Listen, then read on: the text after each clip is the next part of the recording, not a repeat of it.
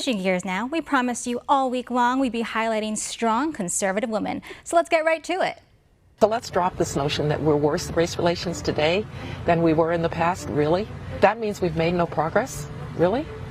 And so I think the hyperbole about how much worse it is isn't doing us any good. To CNN, to the New York Times, to MSNBC and their anchors, to every single one of you race hustlers who have extorted black pain to line your own pockets, who have blindfolded the black youth against seeing the opportunities that lay beneath their feet here in America, in the land of the free, in the home of the brave, I say this to you. There will be a Blexit, a black exit. People not being able to discern between the statement, Black Lives Matter, in the same way that all lives matter, they can't distinguish between the slogan that's a truth statement and the organization that's Marxist. Our values, our beliefs, our principles, our rights, they are nowhere to be found in this administration. These arrogant and ignorant leaders are more focused on canceling Americans than fixing the problems they have caused. And she's coming in hot for the Senate. Kathy Barnette running to be the first black Republican female senator, and she's ready to prioritize the America First movement, plus the values we American people care so much about. Joining me now to share her story and her journey along the campaign trail, Pennsylvania candidate for U.S. Senate, Kathy Barnette. Welcome to the program, Kathy.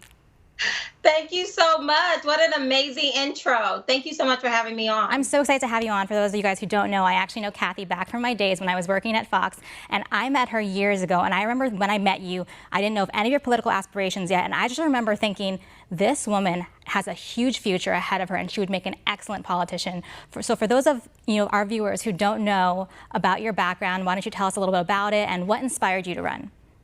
Thank you so much. Running for U.S. Senate, it was never on my bucket list of things to do. But for such a time as this, I am under no illusion that my political aspirations right now probably would not have made sense even 2 years ago. But again, for such a time as this, I believe I'm answering a call, and so many others who are stepping up and doing this.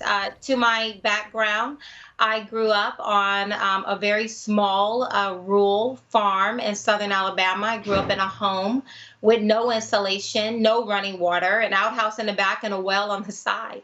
But what I often tell people is that, what I had going for me then that I see so many young black people don't have today is that back then, no one ever told me I was a victim.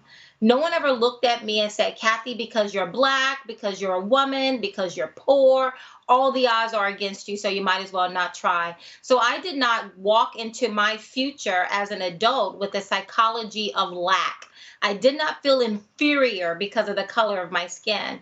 And as a result, I became the first in my family to go and finish college. I spent 10 years in the U.S. Army Reserves, where I was accepted into officer candidacy school. I spent time in the financial industry, corporate America, an adjunct professor of corporate finance, authored my first book, and now I'm running for Senate, only in America. Only in America. It's literally so inspiring to hear. And like I always say, women are superheroes, because for many of you out there, you may not know, but Kathy, at the same time as she's running, she is homeschooling her children. So Kathy, I aspire to be like you one day, to be able to have a family, to follow my career. So tell me your secret. How do you do it? You know what? Very focused, very intentional. I live a very intentional life. Again, this is the greatest country that has ever existed. And our country is in trouble. We are the greatest nation for one reason and one reason only, I believe. It's because we're founded upon the greatest political document ever written, the U.S. Constitution. And the U.S. Constitution is nothing more than a set of law and order. But all of that is being upended. When you're looking at the border, this particular administration, they did not go through the rigor of the process of going through Congress to have open borders. Instead, they just decided to turn their back on the American people and to turn their back on our sovereignty. And now we have de facto open borders.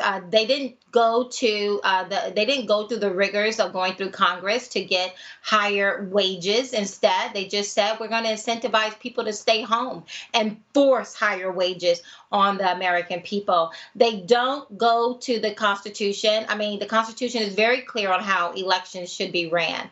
And yet last year we saw time and time again where Democrat governors and Supreme Courts just decided to overrule the Constitution. So our nation is in trouble. And I believe oftentimes good people have sat on the sidelines long enough. It is time for us to get engaged. And speaking of, you speak of the America First agenda. I know for me, I miss President Trump, and I know being a woman, being a minority, when I was outspoken about my support for President Trump, I received so much backlash, and I'm sure that you received the same. What is your response when people say that to you? You know what? I mean, I think it's very privileged for people who want to demonize President Trump or demonize me for supporting good policies.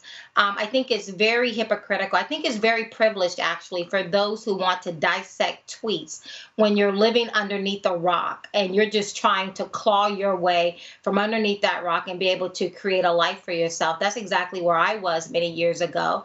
I clawed my way from underneath the rock. And so I find it very privileged when people want to demonize me or marginalize me because I support good policies. The policies of the previous administration were great policies. I mean, compare and contrast of what it is we're contending with today. You know, things must be bad for Biden when CNN comes out and says he has had the worst day, the worst week of his presidency. The honeymoon hopefully is over between the Biden administration and many in the media. Hopefully, who knows? But I mean, but we can hope. I mean, everyone thrived under the previous administration, whether you like the man or not. The policies were great policies. Absolutely. Well, we're looking forward to where you're going to be going from here, and keep us in tune with that. Thank you so much. And your listeners can go to barnetteforsenate.com to support me. You heard it there. All right. Thanks, Kathy.